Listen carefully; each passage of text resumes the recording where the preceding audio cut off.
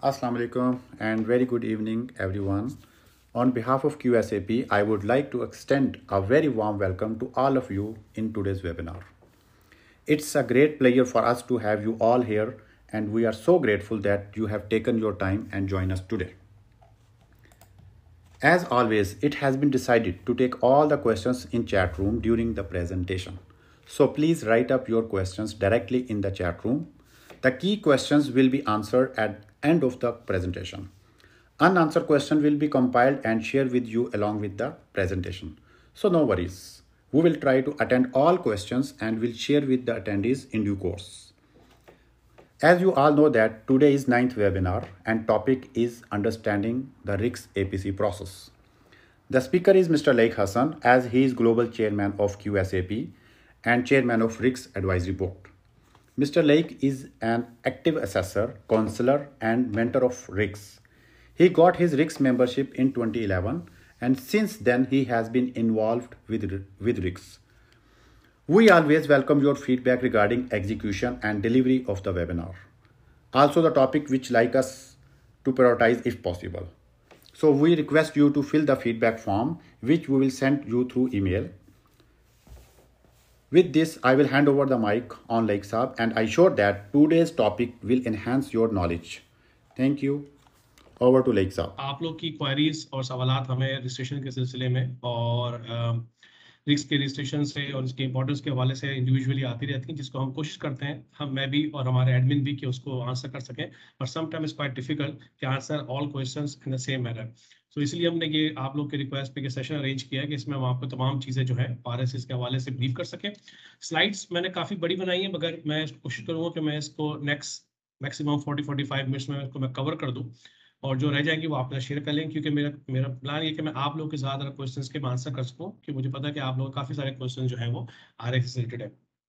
तो आज के सेशन के अंदर जो चीज़ें टॉपिक्स में इस स्लाइड्स में मैं कवर करने की कोशिश करूंगा, उसमें RSS के बारे में आपको बताऊंगा। RSS क्वालिफिकेशंस जो हैं वो एसोसिएट और चार्टर क्वालिफिकेशन, RSS के पाथवेज, कॉम्पिटेंसीज, इनकी जो लेवल्स होती हैं डिफरेंट, कि कौन कौन सी लेवल्स होती हैं, कैसे उसको अचीव किया जाता है, काउंसलर का रोल क्या होता है, CPTs क्या होती हैं, असेसमेंट प्रोसेस, उसके बाद फाइनल असेसमेंट किस तरीके से होती हैं, और बाकी so on, and at the end हम उसको क्वेश्चन आंसर सेशन में बाकी सवाल आपके जवाब देंगे।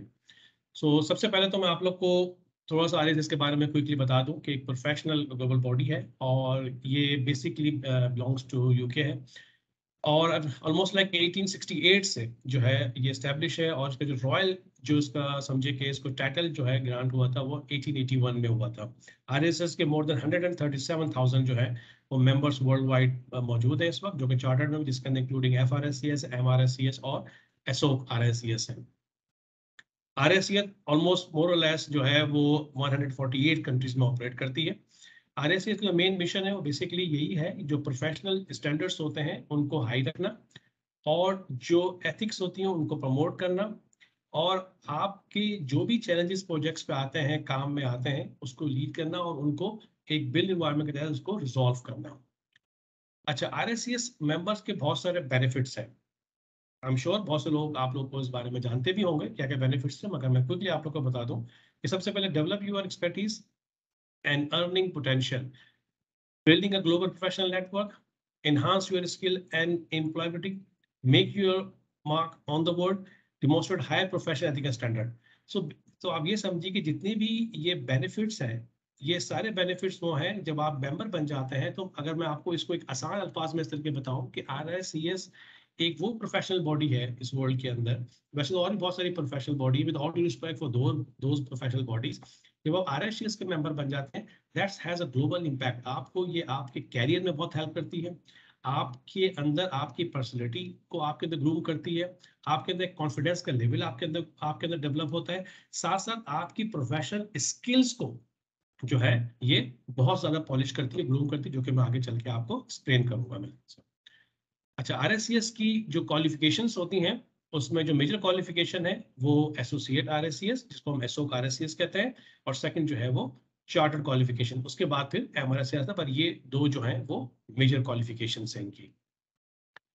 अच्छा, एसोसिएट RSCS के लिए जो है मैंने पहले भी एक सेशन हम लोगों ने किया था QSAP के प्लेटफॉर्म से, और वो सेशन ऑलरेडी अवेलेबल है हमारे यूट्यूब पे, मगर मैं थोड़ा सा आप लोग को इसके बारे में इस सेशन में भी थोड़ा सा मैं इन्फॉर्म कर दूं कि जो RSCS के क्वालिफिकेशन जो लोग भी अप्लाई करना चाहते हैं वो उन लोगों के लिए ज़्यादा आइडियल होता है कि जिन लोगों के पास डिग्रीज नहीं है, अगर उन्होंने कोई डिप्लोमा किया हुआ है या उन्होंने कोई शॉर्ट कोर्स किया हुआ है या उन्होंने कोई सर्टिफिकेट्स किया हुआ है, इवन के अगर उनके पास कोई भी क्वालिफिकेशन नहीं है, एज यू कैन सी कि आप देखें पहला जो रूल लिखा हुआ है नो क्वालिफिकेशन, तो आपको कोई भी क्वालिफिकेशन नहीं है पर एज लॉन्ग एज आपके पास मिनिमम 4 साल का एक्सपीरियंस मौजूद है क्यूएस प्रोफेशन के अंदर, तो आप एसओ RSCS के लिए अप्लाई कर सकते हैं।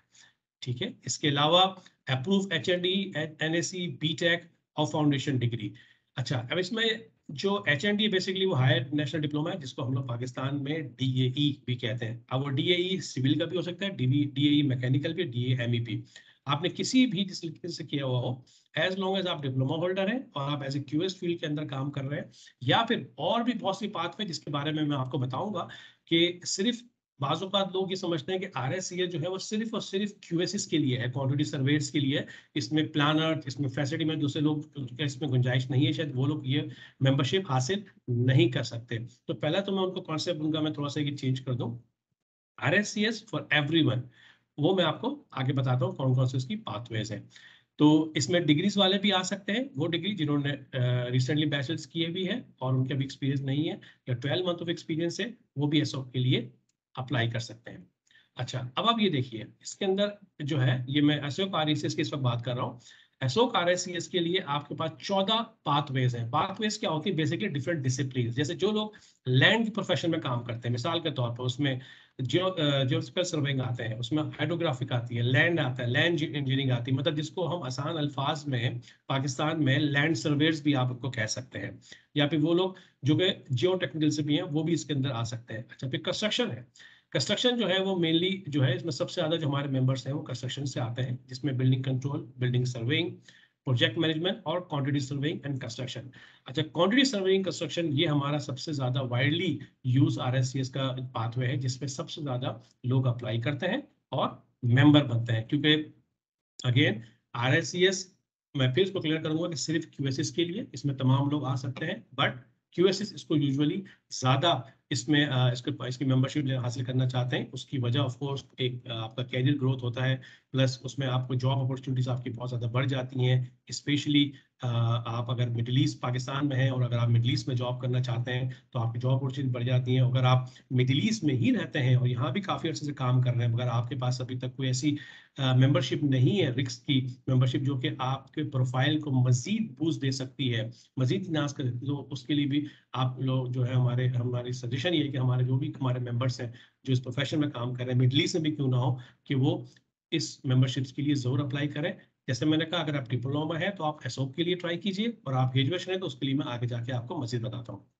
जब भी इसमें रियल एस्टेट भी आता है, I don't want to waste more time the real estate, because real estate में बहुत कम लोग हमारे होंगे, मगर फिर भी जो लोग हैं रियल एस्टेट प्रॉपर्टी के अंदर, वो भी इस पाथवे के थ्रू RSCS को ज्वाइन कर सकते हैं। अच्छा, फिर आए थे हम MRSCS के थे। अब MRSCS जो है, अब MRSCS demote the colleague clients and peers that you have a chartered qualification to work with the highest industry standard। जैसे मैंने आपको पहले बताया कि RSCS का जब आप मेंबरशिप ले रहे थे तो डेफिनेटली आपके कोलीग्स हो, आपके साथी हो, आपके क्लाइंट हो, जब आपके पास एक चार्टर्ड का आपके पास एक टाइटल आ जाता है। अब जस्ट इमेजिन कि पाकिस्तान में जब हम CA की बात करते हैं, चार्टर्ड अकाउंटेंट की, तो ऑफ कोर्स एक लेवल जो है उन लोगों का होता है जो कि BCom या MCom करके अकाउंटेंसी में काम कर रहे होते हैं प्रोफेशन में, और कुछ वो स्टूडेंट्स होते हैं जो कि अपनी चार्टरशिप कंप्लीट करने के बाद अकाउंटेंसी में आते हैं। तो दोनों में डिफरेंस क्या है? With again all due respect, दोनों प्रोफेशन इक्वली अपनी जगह पे काबिल एहतराम है, मगर जब आप चार्टर्ड अकाउंटेंसी कर लेते हैं तो आपकी जॉब अपॉर्चुनिटीज बढ़ जाती हैं, आपका पे स्केल बहुत अच्छा हो जाता है, और आप अच्छी मल्टीनेशनल कंपनीज के अंदर आपको जॉब अपॉर्चुनिटीज आपकी बढ़ जाती है। Again, it does not mean कि जो लोग BCom या MCom करते हैं उनकी कोई वैल्यू नहीं होती, वो भी इक्वली उनका एक्सपीरियंस काउंट होता है, बट ऑफ कोर्स एक चार्टर्ड अकाउंटेंट की अपनी वैल्यू होती है। सिमिलरली जब हम QS की बात करते हैं तो हमारे पास एक क्वांटिटी सर्वेयर है, जो कि आप लोग सब हैं, हम भी हैं, जो हम इस प्रोफेशन में काम कर रहे हैं तो हम क्वांटिटी सर्वेयर हैं। मगर जब हमारे साथ वर्ड चार्टर्ड क्वांटिटी सर्वेयर लग जाता है तो इमेजिन चार्टर्ड लगने के साथ ही आपका प्रोफाइल खुद ब खुद अपग्रेड हो जाता है। ठीक है, तो आप इसकी इंपॉर्टेंस को इस तरीके से समझ सकते हैं। अच्छा, RSCS के लिए जो एलिजिबिलिटी होती है उसमें ऑफ कोर्स RSCS के जिन लोगों ने RSCS की एक्यूरेट डिग्री की हुई है, मतलब कि जो भी RSCS की अप्रूव डिग्री होती है, जैसे BSc MSc होती है क्वांटिटी सर्वेइंग के अंदर, और वो यूनिवर्सिटी जो यूके के अंदर है या कोई और वर्ल्ड में कहीं है, और वो एज लॉन्ग एज RSCS से वो एक्यूरेट है, तो उस पाथवे के थ्रू भी आप आ सकते हैं। Plus non RSCS accurate degree, मतलब नॉन RSCS एक्यूरेट डिग्री, ये वो डिग्री होती है जिनके पास 5 साल एक्सपीरियंस है और 1 साल का पोस्ट क्वालिफिकेशन एक्सपीरियंस है। तो आप इस पाथवे के, आप इस राउट के थ्रू जो है वो अप्लाई कर सकते हैं, जिसमें हमारे पास सिविल इंजीनियर्स भी आ सकते हैं, बीटेक ऑनर्स भी आ सकते हैं। सिविल के अंदर भी बात करूंगा, मतलब BSc और MSc सिविल, इलेक्ट्रिकल, मैकेनिकल, जो भी आप डिसिप्लिन में काम किया हुआ है, आप RSCS के लिए अप्लाई कर सकते हैं। अच्छा, सीनियर मैनेजमेंट पोजीशन रूट। अच्छा, ये सीनियर जो राउट होता है बेसिकली ये उन लोगों के लिए होता है कि नॉट ओनली बाय डेजिग्नेशन, जिनका जो लोग काम है सीनियर कर रहे हैं, मतलब अगर आप सीनियर QS काम कर रहे हैं या फिर आप सीनियर कमर्शियल मैनेजर काम कर रहे हैं या फिर सीनियर कॉस्ट मैनेजर काम कर रहे हैं, तो आप इस कैटेगरी में उस वक्त अप्लाई नहीं कर सकते हैं कि आप जब तक सीनियर, मतलब आप अपनी कंपनी के अंदर, अपने कॉर्पोरेट के अंदर आप जो है वो एक क्रिटिकल पोजीशन के ऊपर हो, एक डिसीजन मेकिंग के अंदर हो, या आप मैनेजमेंट, आप रिसोर्स को मैनेज कर रहे हो और कंपनीज की पॉलिसीज में आप कंटिन्यूस, तो आप अपने आप सीनियर मैनेजमेंट में लेके आते हैं और आप इस रूट पे अप्लाई कर सकते हैं। अच्छा, academic in degree program, so 3 years अगर आपके पास आपने कोई भी क्वालिफिकेशन ली हुई, तो आप एकेडमिक असेसमेंट, ये एक डिफरेंट रूट है जो कि यूजुअली हमारे इसमें बहुत कम यहाँ यूज होता है, मगर ये वो लोग हैं जो कि एज लॉन्ग इस फील्ड में पढ़ा रहे हैं, प्रोफेसर हैं, लेक्चरर हैं, वो लोग इस फील्ड के अंदर जो है वो इस राउट के थ्रू अप्लाई कर सकते हैं। अच्छा, MRSCS के लिए आपके पाथवेज बढ़ जाती हैं। जैसे अगर मैं पीछे जाके आपको बताऊं, तो आप देखें कि एसोसिएट के लिए आपके पास 14 पाथवेज थी, वेयर एज आपके RSCS की, जब MRSCS के अप्लाई करते हैं तो आपके पास 22 आपके पाथवेज आई थी। उसमें रियल एस्टेट के अंदर भी बहुत सारी चीजें आपकी इंक्रीज हो जाती हैं, लैंड में भी आपकी बहुत सारी इंक्रीज हो जाती हैं, और कंस्ट्रक्शन जो सबसे ज्यादा हमारा डिमांडिंग हमारा राउट है, उसके अंदर भी पाथवे है, उसके अंदर भी आपकी जो है चीजें बढ़ी, जिसमें टैक्सेशन इसके अंदर एक नई चीज आई थी। मगर अगेन मैंने जो येलो हाईलाइट किया है कि हमारे मोस्ट ऑफ जो हमारे QSs होते हैं वो इसमें अप्लाई करते हैं, मगर आप देख सकते हैं कि इसमें प्रोजेक्ट मैनेजमेंट के लोग भी आ सकते हैं, जो लोग स्पेसिफिकली इंफ्रास्ट्रक्चर में काम कर रहे हैं वो भी आ सकते हैं, बिल्डिंग कंट्रोल वाले भी आ सकते हैं, और बिल्डिंग सर्वेइंग वाले भी इसमें अप्लाई कर सकते हैं। तो ये वो पाथवेज हैं। यानी कि आप, मैं आपको इसको इस तरीके से मैं समझाऊं पाथवे होती क्या चीज है, कि जैसे जब हम ग्रेजुएशन करते हैं तो आपसे पूछा जाता है ग्रेजुएशन आपने किस चीज में की है, आपने सिविल में की है, मैकेनिकल में की है, इलेक्ट्रिकल में की है। ठीक है, तो आप बताते हैं जी मैंने सिविल में की है, इलेक्ट्रिकल, मैकेनिकल, या जो भी आपकी डिसिप्लिन होती है। इस तरीके से जब आप MRSCS में आते हैं तो पाथवे आपका इंपॉर्टेंट होता है, क्योंकि जब आप MRSCS बनने के बाद जब आप काउंसलर बनते हैं, फिर आप SSR बनते हैं, तो आप इसी पाथवे में ही आगे स्टूडेंट्स को गाइड कर सकते हैं, क्योंकि आपने इसी के पाथवे के थ्रू आपने पढ़ा है और तमाम कॉम्पिटेंसीज को आपने कंप्लीट किया है।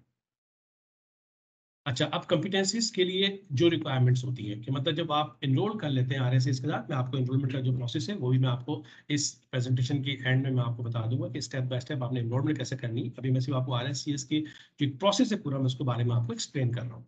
अच्छा, जब आप RSCS में इनरोलमेंट कर लेते हैं, तो फिर इनरोलमेंट के बाद आपकी भी जर्नी स्टार्ट हो जाती है कि अब आपने RSCS को पढ़ना कैसे है। ठीक है, अब RSCS के 3 कैटेगरीज होती हैं, आप समझे पढ़ने, आप उसको बातें शुरू करते हैं, होती है मैंडेटरी, कोर और ऑप्शनल।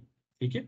अच्छा, अगर मैं ये एग्जांपल के तौर पे मैंने क्वांटिटी सर्वेइंग की स्लाइड जो है मैंने सेलेक्ट की है इसके अंदर, जैसे मैंने कहा कि इसमें और भी 2 स्लाइड्स है। जब आप RSCS की पाथवे गाइड को डाउनलोड करेंगे तो उसमें ये तमाम जो मैंने पिछले आपको पाथवे बताई है वो सबकी डिटेल्स आपको मिल जाएंगी, मगर for the sake of this presentation मैंने क्वांटिटी सर्वेइंग और कंस्ट्रक्शन को सिलेक्ट किया है, क्योंकि हमारे मोस्ट ऑफ द हमारे जो व्यूअर्स, जो हमारे इस वक्त अटेंडीज हैं, वो आई प्रिज्यूम कि वो लोग जो है वो क्वांटिटी सर्वेइंग और कंस्ट्रक्शन से बिलोंग करते हैं। तो मैडिटरी में आप देख सकते हैं कि मैडिटरी के अंदर हमारे पास एक लेवल 3 होता है। अब मैं आपको ये आगे बता दूंगा लेवल्स क्या चीज होती है, पहले आप सिर्फ ये समझ लीजिए कि मैडिटरी कॉम्पिटेंसीज के अंदर क्या क्या चीजें आती हैं जो आपने पढ़नी होती हैं और समझनी होती हैं, फिर इसके ऊपर आपने मजीद, मैं आपको बताऊंगा कि आपने इसका करना क्या है। जो लेवल 3 जो होता है उसमें आपने ethics, rules and conduct and professionalism जो RSCS की होती हैं, उसके अलावा आपका लेवल 2 के अंदर client care, communication, negotiation, health and safety. फिर लेवल 1 है, लेवल 1 के अंदर आपकी अकाउंटिंग प्रिंसिपल्स, बिजनेस, और फिर इस तरीके से लेवल 3 आपकी जो है कोर कॉम्पिटेंसीज होती है, ये लेवल 3 होती है। और फिर ऑप्शनल कॉम्पिटेंसी जो होती है उसमें से आपको कोई भी 2 कॉम्पिटेंसी आपने सेलेक्ट करनी होती है। ठीक है। इसमें आपकी जो है वो 8 कॉम्पिटेंसीज होती हैं, 8 से 9। इस 4 कॉम्पिटेंसीज आपकी जो है वो आपकी 6 कॉम्पिटेंसीज होती हैं, और जो ऑप्शनल होती हैं वो 2 होती हैं। अच्छा, इस ऑप्शनल के अंदर भी ये आपके ऊपर होता है कि जितनी भी कॉम्पिटेंसी आपको शो हो रही है यहाँ पर, इनमें से कोई भी 2 आप अच्छा, तो मैं आपको ये बताता कि लेवल 1 का मतलब ये होता है कि कोई भी ऐसी कॉम्पिटेंसी जिसके बारे में आपको नॉलेज है या आपको समझ सकते हैं, वो लेवल 1 हो गई। सिमिलरली जब आप लेवल 2 की बात करते हैं तो आपको एप्लीकेशन नॉलेज होनी चाहिए, मतलब कि वो जो कॉम्पिटेंसी है उसका यूज जो है वो कैसे होता है। मतलब हम इसको कहते हैं लेवल 2 में जो आरएससी से डिफाइन किया, इसका मतलब होता है डूइंग।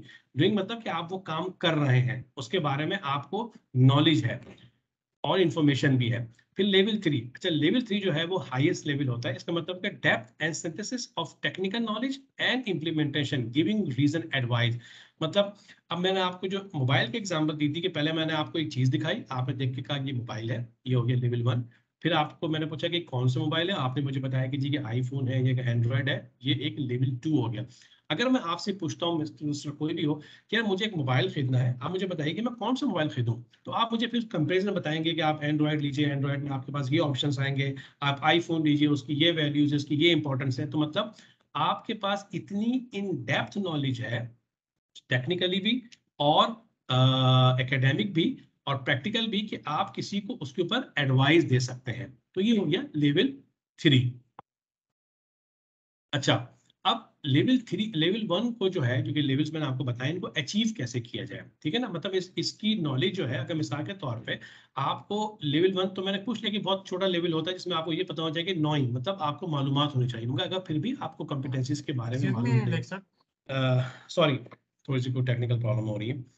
तो अब जो लेवल 1 है, ओके लेवल 1 अगर फोन जो कॉम्पिटेंसीज के बारे में मैंने आपको बताया, अब जरूरी नहीं है कि अगर मैं आपको कह रहा हूँ कि जी वो लेवल 1 है जो कि बिल्कुल एक लोएस्ट लेवल होता है, आपको उसके बारे में मालूम होता है। हो सकता है जब आप उसने आपने कॉम्पिटेंसीज के बारे में जब आपने नाम सुना हो उसका, यानी कि मैं अगर पीछे जाता हूँ और आपको बताता हूँ कि जी क्लाइंट केयर, आप बोलेंगे यार क्लाइंट केयर क्या चीज़ है, मुझे तो नहीं पता क्लाइंट केयर। हाँ, हेल्थ एंड सेफ्टी मैंने सुनी है, हमारी फील्ड पे प्रोजेक्ट्स पे हेल्थ एंड सेफ्टी वाले होते हैं, मगर इसमें आप देखिए कि आपको बिजनेस भी पढ़ाई जा रही है, आपको डाटा मैनेजमेंट पढ़ाया जा रहा है, आपको डाइवर्सिटी इंक्लूजन पढ़ाई जा रही है, आपको इंक्लूसिव एनवायरनमेंट पढ़ाया जा रहा है, आपको सस्टेनेबिलिटी पढ़ाई जा रही है। मतलब आपको एक पूरा पैकेज दिया जा रहा है, मगर जरूरी नहीं कि आपके हर चीज के बारे में आपको लेवल 3 के लेवल 1 की नॉलेज भी हो।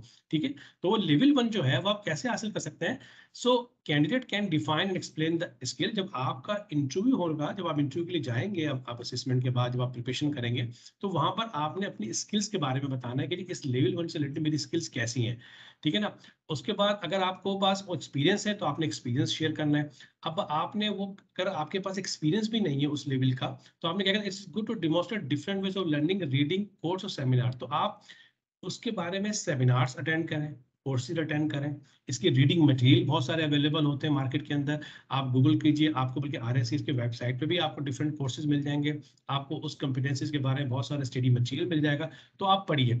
अच्छा, यहाँ पर एक सवाल बड़ा इंपॉर्टेंट अक्सर जो है वो कैंडिडेट्स पूछते हैं कि कोई ऐसी बुक है जिसमें तमाम ये चीजें आपको मिल जाए, लेवल 1 भी मिल जाए और मैं उसको पढ़ के तैयारी कर सकूं, तो no, answer is no. RSS की कोई भी स्पेसिफिक बुक नहीं है किसी कॉम्पिटेंसीज की, उनकी गाइडलाइंस बहुत सारी हैं, गाइड बुक बहुत सारी अवेलेबल है, पाथवेज के ऊपर बहुत सारी, आपको पाथवेज, हर पाथवे पे आपको एक गाइड बुक मिल जाएगी।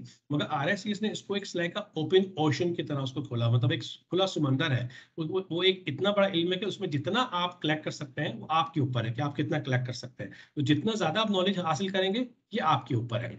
तो इसके बाद लेवल 2 है। अच्छा, लेवल 2 जो है ये प्रैक्टिकल एप्लीकेशन ऑफ नॉलेज है। ठीक है, इसमें जो क्या होता है, यूजुअली आपसे सवालात होते हैं जब आप जाते हैं असेसमेंट के लिए, बैठते हैं पैनल के सामने, तो आपसे कोई एक या दो एग्जांपल अपने प्रैक्टिकल आप एक्सपीरियंस का दे सकते हैं। ठीक है। अच्छा, फिर उसके अंदर आपके अंदर जो मेन चीज होती है आपके सवालात के अंदर, बज़ वर्ड जो होता है वो बहुत ज्यादा इंपॉर्टेंट होता है, कि जब आप कोई भी चीज पढ़े उसको समझे। और आरएससीएस की स्पेशली जब आप पाथवे में जाते हैं और पाथवे में जाके आप देखेंगे, तो आप उसके अंदर आपको डिटेल दी हुई होगी कि लेवल 1 के अंदर इस कॉम्पिटेंसी, क्योंकि मैं तो आपको अभी एक जनरल क्वांटिटी सर्वेइंग का बताया है।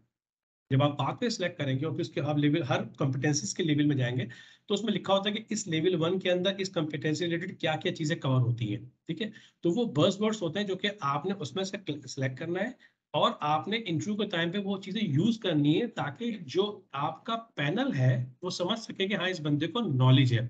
अच्छा, यहाँ पे मैंने ग्रीन कलर से मैंने लेवल रिक्वायर्ड फॉर एसओक लिखा हुआ है, क्योंकि जो लोग एसओक आरएससीएस के लिए प्लानिंग कर रहे हैं अप्लाई करने की, उन्होंने सिर्फ लेवल 2 तक इसको जो है अचीव करना है, अदर देन एथिक्स। अच्छा, लेवल 3 ये बेसिकली ज्यादातर अप्लाई होती है जो लोग एमआरआईसीएस के लिए अप्लाई कर रहे होते हैं, to become a full member of आरआईसीएस।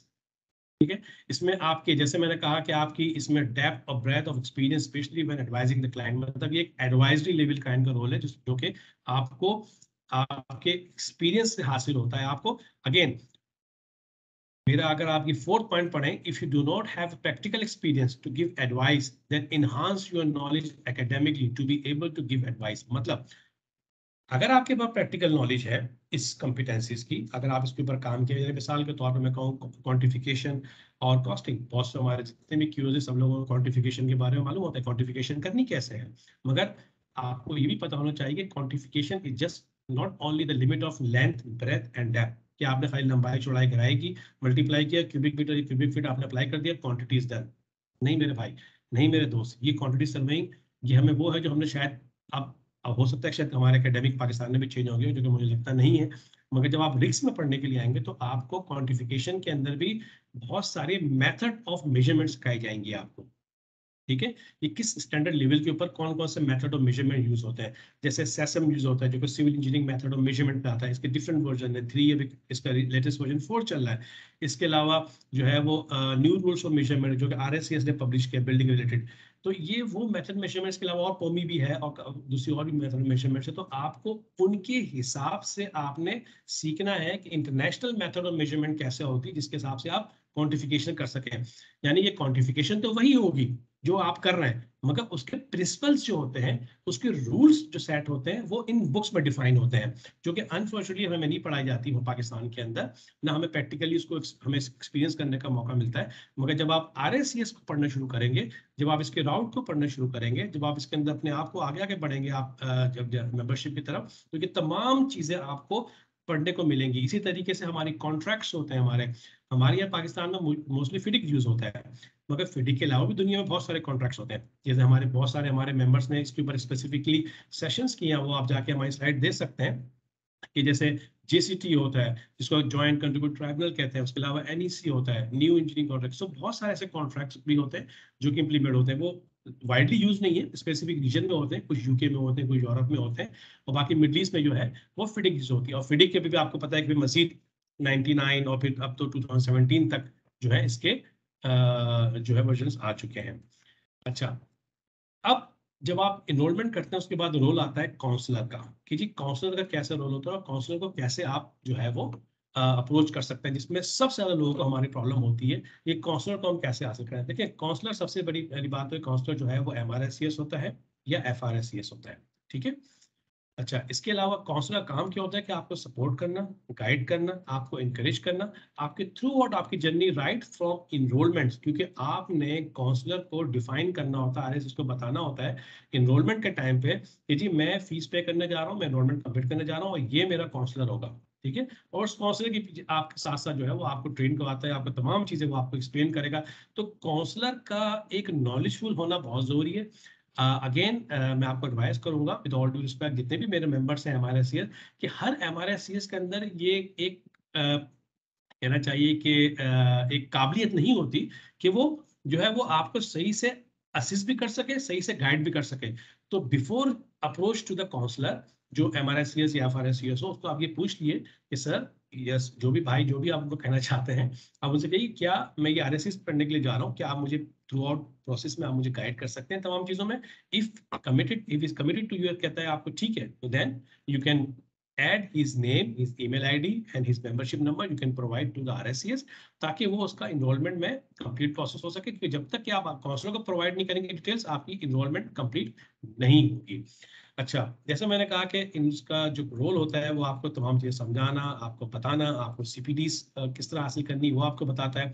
फिर discuss whether you need additional experience और training and agree that on who will organize it, मतलब आपको ट्रेनिंग प्रोवाइड करता है, आपको जो भी अगर आपको उसको कोई चीज स्पेसिफिक चीज के अंदर कॉम्पिटेंसी में कोई एक्सपीरियंस चाहिए आपको, तो वो एक्सपीरियंस भी आपको आपका काउंसलर जो प्रोवाइड करता है। फिर आपको मुख्तलिफ जो फाइनल असेसमेंट के प्रोसेस होते हैं उसको गाइड करता है।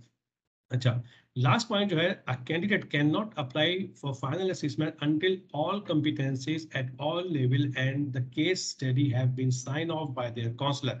मतलब जब आप तमाम चीजें पढ़ लेते हैं और अपनी सबमिशन करते हैं, आपकी सबमिशन उस वक्त तक सबमिट नहीं होगी आरएसएस के बाद जब तक कि आपका काउंसलर उसको साइन या अप्रूव ना कर दे। तो काउंसलर की इंपॉर्टेंस एक टीचर की तरह होती है, एक मेंटोर की तरह होती है, जिसके आप साथ साथ आप तमाम चीजें पढ़ते हैं, उसका थ्रू आउट आपके साथ रोल होता है जब तक कि आप चार्टर्ड मेंबर नहीं बन जाते। बल्कि मैं आपको मजेदार बात बताऊं कि जो हमारे मेंबर्स हैं आप उनसे पूछेंगे तो आपको बताएंगे कि जो आपका कौशल होता है ना, वो सारी जिंदगी आपके साथ उसका नाम जुड़ जाता है। मतलब समझे कि एक सॉर्ट ऑफ लाइक निका नाम हो जाता है वो आपके लिए, कि जब कभी भी आप मेंबर बन जाएंगे और सारी जिंदगी जब तक आप हयात हैं और मेंबर हैं, आप जब भी कभी अपनी प्रोफाइल आरएससीएस में खोलेंगे तो ऊपर लिखा हुआ होगा आपका काउंसलर ये था 5 साल के बाद, 10 साल के, 20 साल। तो मतलब काउंसलर का नाम हमेशा आपके साथ जुड़ा रहेगा आपके एंड तक।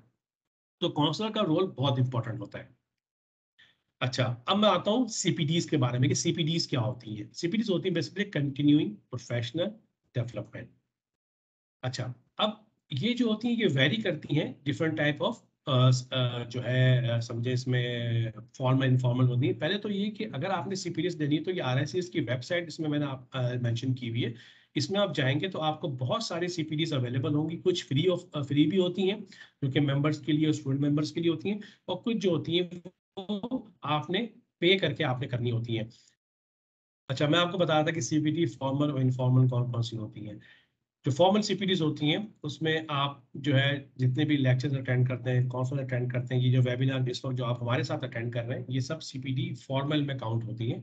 इसके अलावा टेक्निकल लेक्चर्स जो भी होते हैं, अटेंडिंग एनी ट्रेनिंग कंपनी, आपकी कंपनी के अंदर कोई ट्रेनिंग सेशंस हो रही है, चाहे वो हेल्थ एंड सेफ्टी से रिलेटेड है, कोई लीडरशिप से रिलेटेड, किसी भी टॉपिक रिलेटेड अगर आपकी कोई कंपनी ने प्रोवाइड की है तो वो भी आपकी फॉर्मल उसके अंदर आता है। अब इसके अलावा ऑब्टेन एंड ट्रेनिंग सर्टिफिकेट, कोई भी आपने ऐसा आपने आउटसाइड भी कोई आपने कोई ऐसा सर्टिफिकेट कोर्स किया आपने जो कि एज लॉन्ग एज आपके इस पाथवे से रिलेट करती है तो उसको आप फॉर्मल में कंसिडर कर सकते हैं। इनफॉर्मल सीपीटीज क्या होती हैं, जिसके अंदर आप कोई भी बुक पढ़ते हैं, कोई आर्टिकल पढ़ते हैं जो कि आपकी कॉम्पिटेंस से रिलेटेड होती है, उसको आप कंसीडर कर सकते हैं। उसके अलावा आपके जो भी APC competence related to discussion with your counsellor, जो आप काउंसलर के साथ बातचीत करते हैं, आपका काउंसलर होगा, जाहिर बात है वो आपको जब गाइड करेगा, आपको तमाम चीजें समझाएगा, तो वो जो डिस्कशन आपकी काउंसलर के साथ होगी वो भी आप जो है वो सीपीटी के तौर पर कंसीडर कर सकते हैं। तो ये तमाम चीजें जो है वो डेफिनेशन जो मैंने आपको एक्सप्लेन कर दी है, किसी को डाउट हो कि फॉर्मल इनफॉर्मल सीपीटीज होती क्या है। अच्छा, अब मैं बात करूं कि जो इनकी सबमिशंस होती हैं। देखिए, एसओक आरएससीएस के लिए जो है वो साल में 3 विंडोज होती हैं कि जब आप अपने तमाम डॉक्यूमेंट्स बना के उसको आप सबमिट करते हैं। डॉक्यूमेंट्स क्या होते हैं एसोसिएट आरएस के लिए कि आपने रजिस्ट्रेशन के बाद जब एनरोलमेंट फीस पे कर देंगे, तमाम चीजें कंप्लीट करने के बाद आपने समरी ऑफ एक्सपीरियंस लिखनी होती है जो कि आपकी 18 कॉम्पिटेंसीज पे डिपेंड करती है, लेवल 1, लेवल 2, लेवल 3, जो कि मैंने आपको पहले एक्सप्लेन किया है। ठीक है, फिर आपने केस स्टडी लिखनी होती है, और उसके बाद 3 विंडोज होती हैं जिसमें एक से 15 जनवरी, फिर 1 से 15 जून और 1 से 15 अक्टूबर। इन 3 विंडोज के अंदर आपने जो है वो अपनी सबमिशन ऑनलाइन आरएसएस को भिजवानी होती है। ठीक है, और इस के बीच में जो डेट्स नहीं है वो आपकी प्रिपरेशन का टाइम होता है। अच्छा, ये अगर डेट्स के आगे पीछे होती भी तो आरएसएस आपको इन्फॉर्म करती है, वो आपको पहले से ही जो है वो नोटिफिकेशन भेज देती है कि कब आपकी सबमिशन डेट आ रही है। अच्छा, फिर इसके बाद जो हमारी जो लोग एमआरआईसीएस पढ़ रहे होते हैं, एमआरआईसीएस फॉर्मली साल में 2 विंडोज होती है सबमिशन की, एक मार्च में आती है 1 to 15 और एक सितंबर में आती है।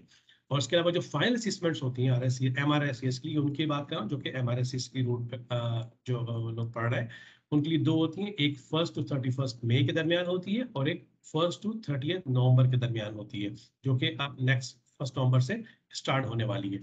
ये बात कर रहा हूँ जो कि मिडिल ईस्ट, नॉर्थ अफ्रीका और मीना रीजन का स्केड्यूल है।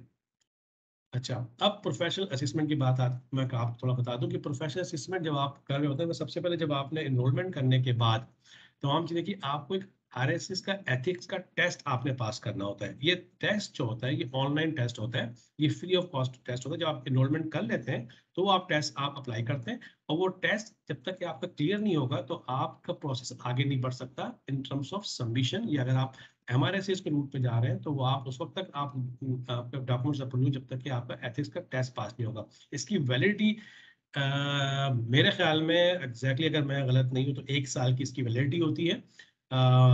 जो मैं याद आ रहा है, कि मैं शायद गलत हूँ तो मुझे थोड़ा आपको मजीद कंफर्म करें, मेरे ख्याल में 1 साल की इसकी वैलिडिटी होती है, 1 से 2 साल की। अगर आपने उसके अंदर अंदर आपने अपना क्लियर कर लिया है तो ठीक है, फिर आपको दोबारा आप इसको दोबारा टेस्ट देते हैं और फिर दोबारा आप इसको रिन्यू कर लेते हैं। अच्छा, जब ये जो डॉक्यूमेंट्स मैंने इसमें लिस्ट किए हैं 1 to 4, समरी ऑफ एक्सपीरियंस जो मैंने आपको बताया, case study, continuous professional development और प्रपोजल फॉर्म, ये 3 जो शुरू के डॉक्यूमेंट्स हैं, ये वो 3 डॉक्यूमेंट्स हैं जो कि बड़े इंपॉर्टेंट होते हैं। इन 3 के बगैर आपकी कोई सबमिशन नहीं होती, चाहे वो एसओ का RSCS के रूप में आप काम पढ़ रहे हो, चाहे MRSCS के लिए। प्रपोजल फॉर्म एक फॉर्म होता है जो कि जब आपके तमाम डॉक्यूमेंट्स रेडी जो आते हैं उसको आप फॉर्म फिल करते हैं और आपका एसेसर या 2 प्रपोजल से आप साइन लेके उसको सबमिट करते हैं, ठीक है।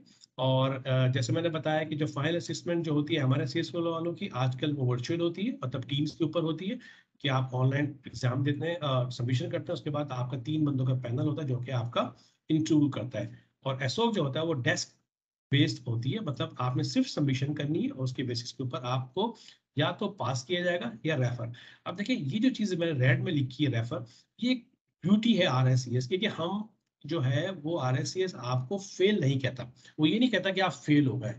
रेफर का मतलब ये होता है कि यू डिडंट परफॉर्म नाउ, ठीक है ना, आप अभी परफॉर्म नहीं कर पाए तो आप दोबारा फिर आइए, 6 महीने के बाद फिर असेसमेंट होगा, 6 महीने के बाद फिर दोबारा आइए, जब तक क्लियर नहीं होगा उस वक्त तक आप अप्लाई करते रहे आप, तो वन डे आप जरूर उसको क्लियर कर लेंगे। और इंशाल्लाह ज्यादातर तो फर्स्ट टाइम में ही लोग इंशाल्लाह इसको कर लेते हैं।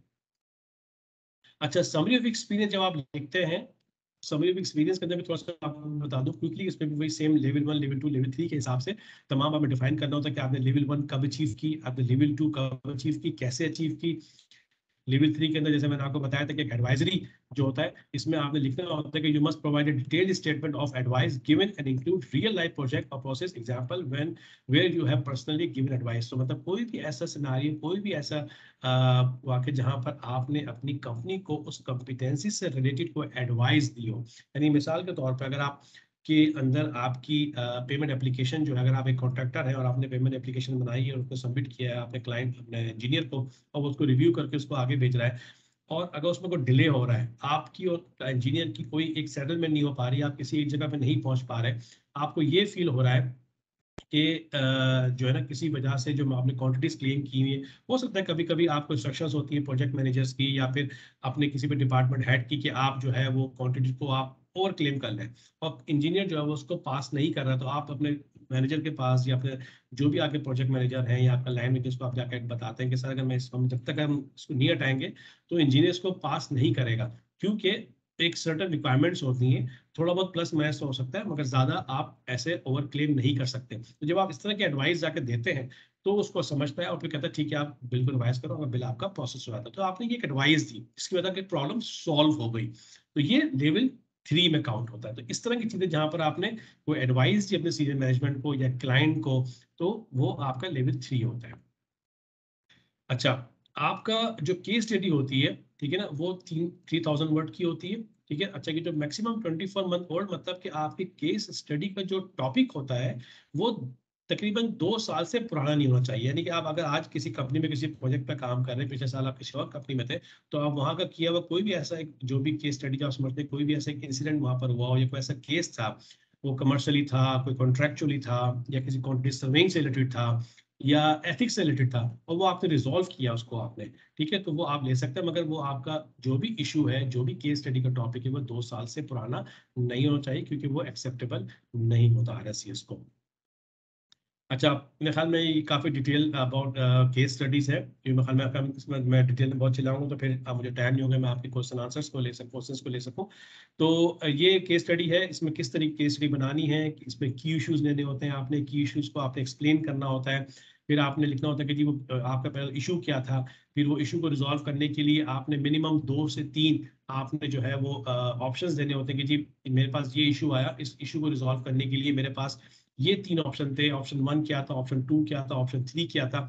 अगर मैंने ऑप्शन 3 को सिलेक्ट किया तो जो पहले 2 ऑप्शन थे उसको मैंने क्यों रिजेक्ट किया, उसके एडवांटेज डिसएडवांटेजेस क्या थे, कि अगर मैं उसको ऑप्शन 1 को सिलेक्ट करता तो क्या एडवांटेज हो सकते थे, क्या डिसएडवांटेजेस हो सकते थे, अगर मैं 2 को करता सिमिलरली, और 3 अगर आपने सेलेक्ट किया है तो उसको आपने क्यों सेलेक्ट किया है, उसकी क्या वजूहत है, क्या एडवांटेजेस हैं, और उसकी भी कोई डिसएडवांटेज है तो वो भी आपको मेंशन करने की जरूरत है। इस तरीके से फिर आप उसको एक्सप्लेन करते हैं, फिर आप उसका कंक्लूजन देते हैं आखिरी में, फिर आप लेसन लर्न लिखते हैं कि आपने क्या लेसन आपने उस पूरे केस से रिजॉल्व करने के टाइम से क्या आपने हासिल किया।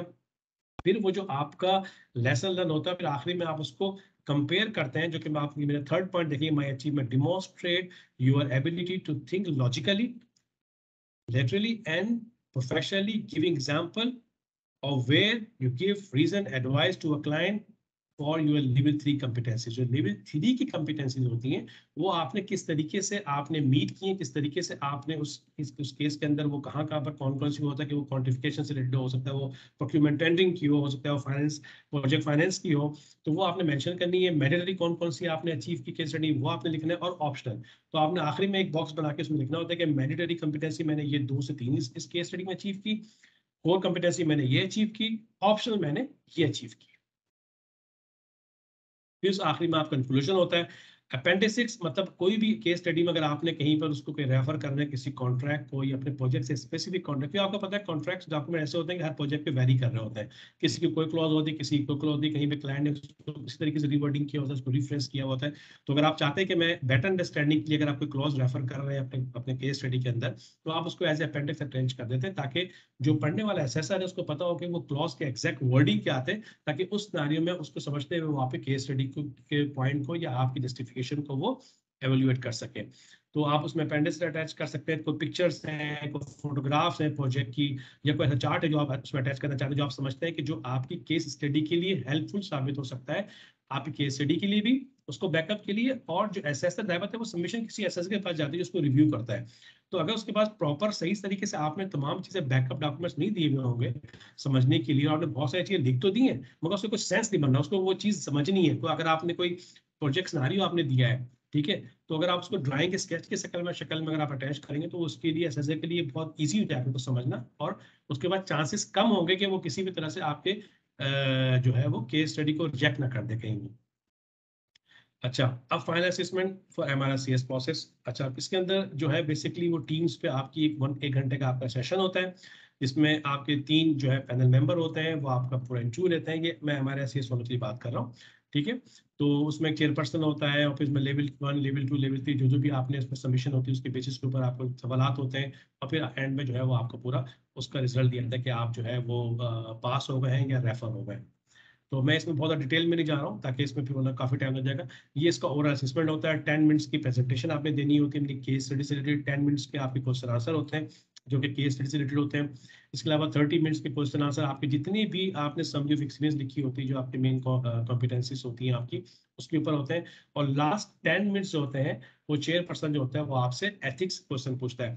कीप इन माइंड, यहाँ पर एक चीज आपको बहुत इंपॉर्टेंट जो मुझे बताना बहुत जरूरी है उनके लिए जो कि अगले महीने असेसमेंट के लिए जा रहे हैं, फाइनल असेसमेंट के लिए बैठने जा रहे हैं, या फिर आने वाले वक्त में इंशाल्लाह बैठेंगे, या जो वो भी जो अभी अपनी एनरोलमेंट के स्टेज के ऊपर है।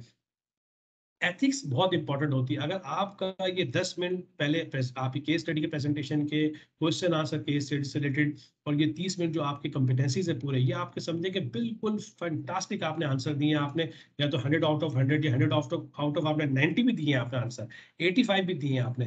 एज लॉन्ग एज अगर आप एथिक्स में परफॉर्म नहीं कर पाए, जो कि आखिरी 10 मिनट होते हैं, तो आपका पूरा, क्योंकि इसका वेटेज होता है एथिक्स का जो होता है वो सुपरसीड कर देता है तमाम चीजों को। अगर आपका एथिक्स ना फेल होगा तो आपका पूरा का पूरा आपकी जो फाइनल असेसमेंट है वो रेफर हो जाएगी, और आपको फिर दोबारा से आना पड़ेगा। और फिर दोबारा से आने का मकसद ये नहीं कि सिर्फ आपसे फिर अगले बार जो होगा सिर्फ एथिक्स से रिलेटेड सवाल होंगे कि आप उसकी वजह से रेफर हुए, नहीं, असेसमेंट फिर आपके फिर दोबारा से पूरी की पूरी होगी। तो इसलिए एथिक्स को आप कभी भी लाइट मत दीजिएगा। एथिक्स जो है यूजुअली बाय बुक होती है, ये वाइड ऐसा टॉपिक है जिसके ऑलरेडी सम रिटन डॉक्यूमेंट्स मौजूद है आरएससीएस के। जैसे मैंने कहा कि बाकी कॉम्पिटेंसीज को आपको कोई बुक नहीं मिलेगी, इसकी तमाम चीजें रिटन है आरएससीएस के पास, इसकी तमाम बुक्स हैं, इसकी मुख्तलिफ स्लाइड्स हैं, इसके स्टडी मटेरियल है, वो आपने याद करना अच्छे से, या आप उसको दूसरे लफ्जों में कह रहे हैं इसको आपने अच्छे से इसका रट्टा लगा लेना है आपने। अच्छा, ये डॉक्यूमेंट एक्सपीरियंस प्रेजेंटेशन के हिसाब से बात है। अच्छा, इसके अलावा जब आपका असेसमेंट हो जाती है तो 7 डेज के अंदर अंदर जो है आपको उसका रिजल्ट जो है वो मिल जाता है ईमेल के थ्रू। 28 डेज जो रेफरल रिपोर्ट जिन लोगों को आती है उनको 28 डेज के अंदर, अगर आप खुदा न खास्ता रेफर हो गए तो आपको 28 डेज के अंदर आपको रेफरल रिपोर्ट मिल जाती है। अगर आप आरएससीएस के पैनल के डिसीजन से मुतमईन नहीं है तो आपके पास 49 डेज होते हैं कि आप उसको अपील कर सकते हैं। ये ओवरऑल जो समरी मैंने आप लोगों को तमाम चीज़ें बताई हैं इस पूरे प्रेजेंटेशन के अंदर, क्या क्या राउट होते हैं, पाथवेज, स्पॉन्सर्स की इन्वॉल्वमेंट, एसोसिएट आरएससीएस कैसे हासिल किया जाता है, चार्टर्ड एमआरएससीएस कैसे हासिल किया जाता है। अब लास्ट सेशन में मैं आपको फिर दोबारा से एक थोड़ा सा जल्दी से मैं कंक्लूड करके आपको स्टेप बता दूं कि सबसे पहले वो लोग जो आरएससीएस के लिए अब एनरोल करना चाहते हैं मेरी हमारे इस प्रेजेंटेशन के बाद कि नहीं यार मैं इसको पढ़ना चाहता हूँ, मैं चाहता हूँ कि मैं एसोट मेंबर बनूं या मैं एमआरएससीएस बनूं, तो सबसे पहला काम आपने क्या करना है कि आपने ये ईमेल एड्रेस के ऊपर एक ईमेल करनी है। उसमें आपने number 2 attach your CV and degree and diploma. आपका सीवी, आपकी डिग्री है आपके पास, बीटेक किया हुआ है, बीएससी की हुई है, बीई की हुई है या आपने डिप्लोमा किया, वो अटैच कीजिए। Ask them that you want to start RSCS process to become a member. You have provide your name, location, qualification, experience. तो आपने ये 3-4 चीजें इसमें प्रोवाइड करनी है ईमेल के अंदर।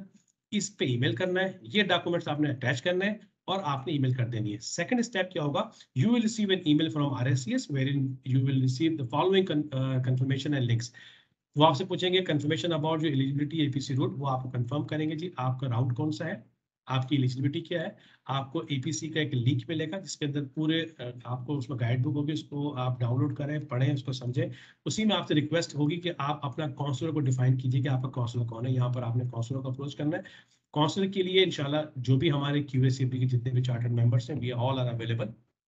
जब भी कभी आपको काउंसलिंग जरूरत पड़ेगी, हमारा एडमिन जो भी रीजनल एडमिन से आप उनसे कॉन्टेक्ट करें, दे विल इन्फॉर्म अस। और इंशाल्लाह हम आपको अपने क्यूएससीपी के जो हमारे चार्टर्ड मेंबर्स हैं, they will teach you, they will guide you और they will sign your document as a counsellor.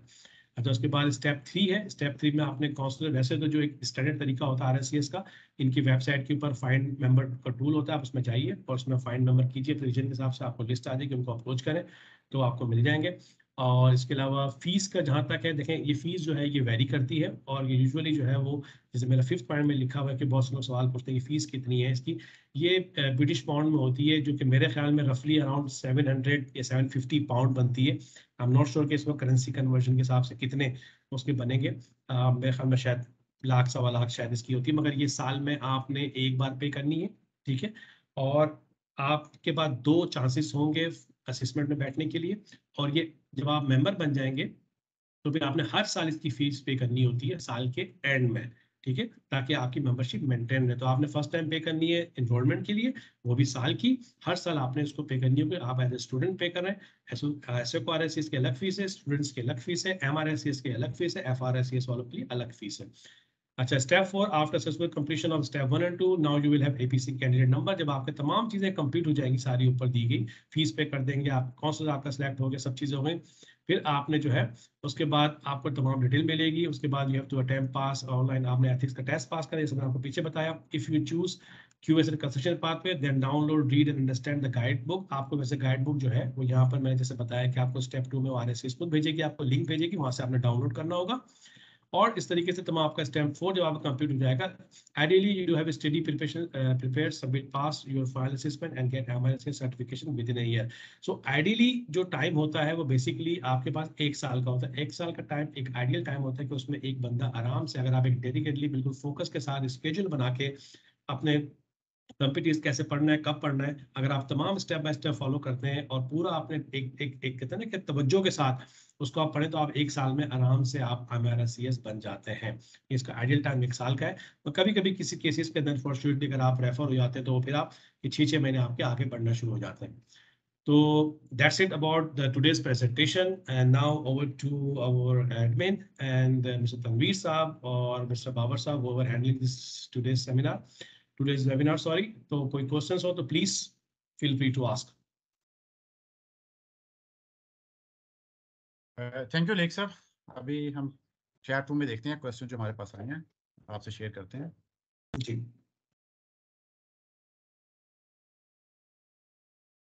Lake साहब, अलाउ कर सकते हैं कुछ लोग उनको माइक आपसे डायरेक्ट जी जी क्वेश्चन करना जी चाहें जी तो। जी प्लीज।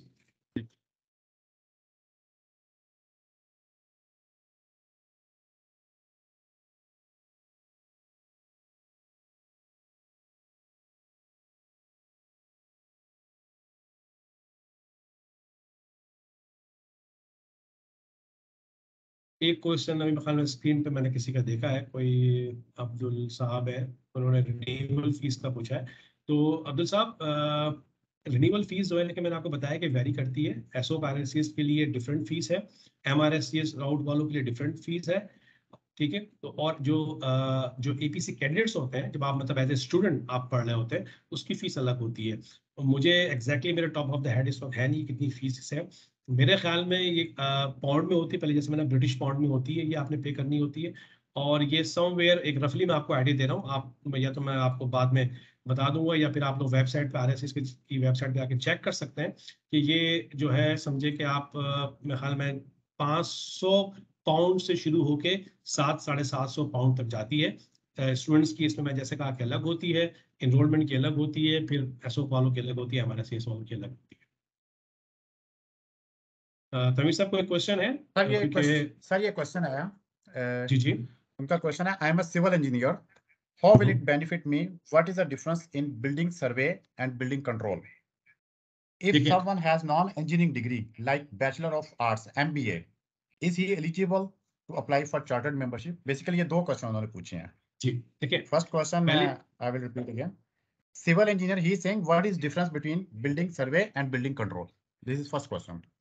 ठीक है, मैं पहले पार्ट का जवाब दे दूं।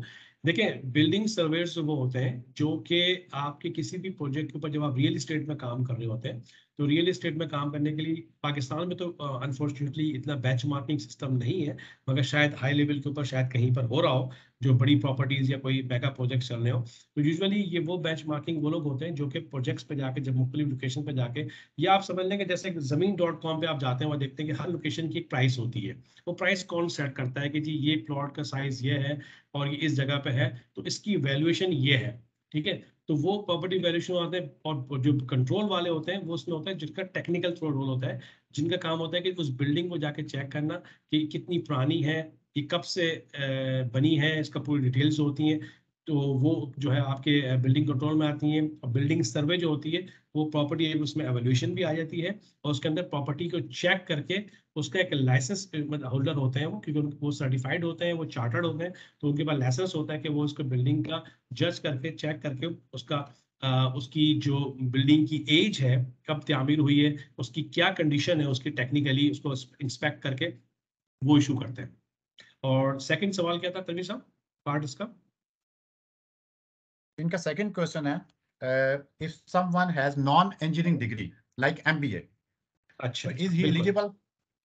बिल्कुल बिल्कुल, आप बिल्कुल एलिजिबल हैं। पहले ये नहीं होता था, पहले सिर्फ और सिर्फ जैसे मैंने कहा कि जिनके पास एक्रेडिट डिग्री होती थी, सिर्फ वही लोग को आरएससी एक्सेप्ट करती थी, या वो कहती थी कि आप जाके certain hours of education complete करें, उसके बाद अप्लाई करें।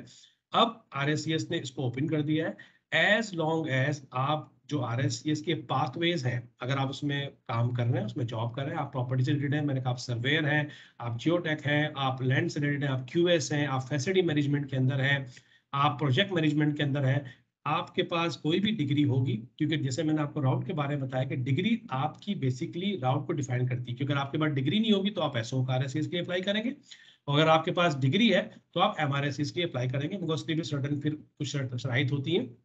ये 5 साल का एक्सपीरियंस होना चाहिए आपके पास। तो अगेन आपका आंसर आपके सवाल का मैं कहूँगा यस है, कि अगर आपके पास कोई भी डिग्री है और आप किसी भी पाथ बेस में काम कर रहे हैं आरएससीएस की, या इंटरेस्टेड भी हैं आप, तो आप अप्लाई कर सकते हैं।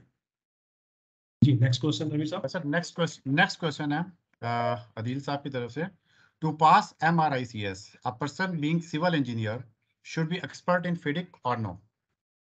बिल्कुल, देखें ये भी अगेन डिपेंड करता है कि आप किस पाथ वे में आप अप्लाई कर रहे हैं। अगर मिसाल के तौर पर आपने सिविल इंजीनियर आपने अप्लाई किया, मगर आपका path way let's say facility management है, तो फैसिलिटी मैनेजमेंट की कॉम्पिटेंसीज जो होती है वो डिफरेंट होती हैं, प्रोजेक्ट मैनेजमेंट की कॉम्पिटेंसीज डिफरेंट होती हैं, क्वांटिटी सर्वेइंग की जो कॉम्पिटेंसीज होती हैं वो डिफरेंट होती हैं।